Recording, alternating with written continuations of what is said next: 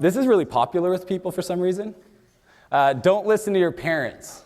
And it actually is based on logic. And if there was parents in the rooms, let me sway you on why this is very logical.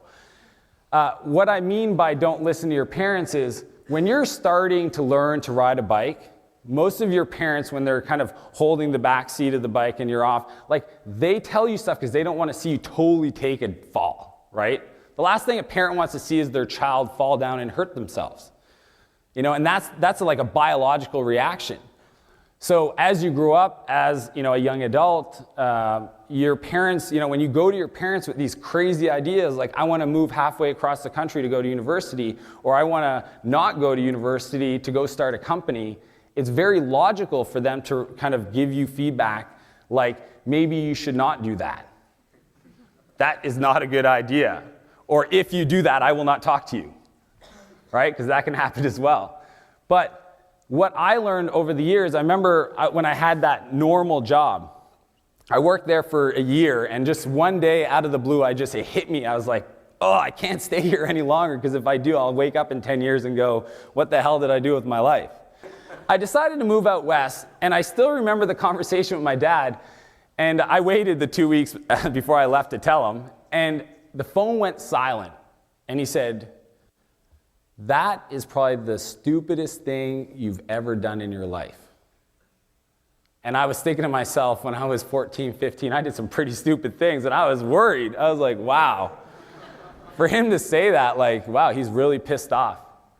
And I remember he said that this is the biggest mistake you've ever made of your life, to quit that job. It was the company to work at, right? I was making like 60 grand a year, so he was happy because he knew he wouldn't be stuck for my student loans.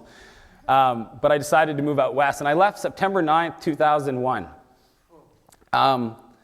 And there were so many prospects on the other side of the country. I'd sent my resume out to recruiters, et cetera. It was looking awesome.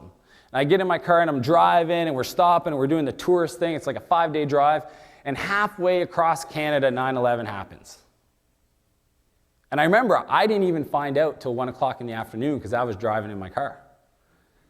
And at that moment, as soon as I landed in Calgary, all of technology stopped. Hiring freeze stopped. There was no opportunities. And remember, I got rid of my line of credit and my credit cards because I thought I would have an opportunity there. And for 2.5 months, I had to beg, borrow, and steal. Not steal, but you get the picture. Convince my friends to sleep on their couch because I had no place to live. And I didn't want, for the life of me, to have to go back home and prove my dad right.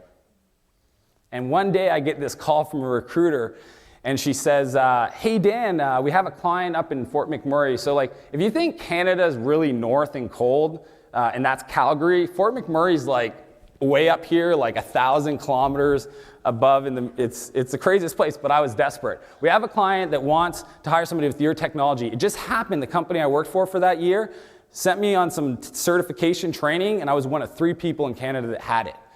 So she said, I was like, yeah. I said, all right, cool. Let's do the interview. I was trying to fast track it. Let's do the interview, and if they like you, she said, if they like you, then you can start next Monday. I was like, oh, that's cool. Yeah, let's do the interview. So anyways, I do the interview. They give me the job. You got to remember, I'm 22 at this point. The job title was Solution Architect of the Enterprise Portal Team. I didn't care. I was like, yeah, let's do it. So I jump in my car, drive 1,000 kilometers directly north, and end up there. They just happened the team that was working on this project was doing an offsite, and I told the manager, Darcy, I'll meet you there. And at lunch, I kind of give him a call in his cell, and he says, okay, we're inside. Why don't we meet in the hallway? And I go into the hallway, and here I am. You got to understand, I wasn't very thoughtful about my appearance. I was wearing the best clothes. I had khaki pants, a red plaid shirt, and I had my head shaved. And the manager comes out, and he's are you Dan? And I was like, yeah. And he's like, wow, you're a lot younger than I thought you were.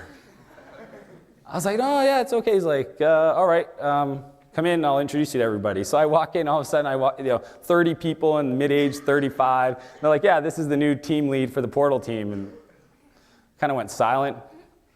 The end of the day, Darcy comes to me and he goes, I don't know what to say, but I thought you were older and essentially you have 2 weeks to show that you can do this job or I'm going to have to let you go. And I was freaking out. So I got this thing called a library card. Do they still give those? Like, do you guys have that? Like a real physical card, library card? Anyways, I got a library card, and I bought books on project management, solution architecture, and I just like pretty much I went to work till 5, and then I would like study to not sound like a complete idiot. Like, does anybody know what a Gantt chart is? Like, those are really important things if you manage projects. So I learned all of that stuff over that 2-week period, and I remember Darcy coming to me and goes, I gotta tell you, I'm super impressed. And I worked there for 2 years. The cool part was they paid all of my expenses, and they were paying me like $100 an hour at 21, 22 years old, and I saved every penny. And it was with that money, after I spent a year traveling in Australia, that, that I started my company, Spheric Technologies. And that company, over a 4-year period that I bootstrapped, went on to get acquired by a US firm. And I still remember that conversation with my dad where he said that. And I reminded him a few years later, and he kind of snickers and laughs. He goes, yeah. He goes, I'll never question that, your decisions again. It seems like you know what you're doing.